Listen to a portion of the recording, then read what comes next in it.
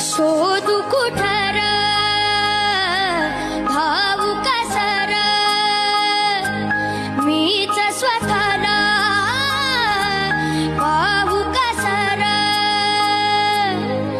या मावळातून मावळून तू कधीच गेला नाही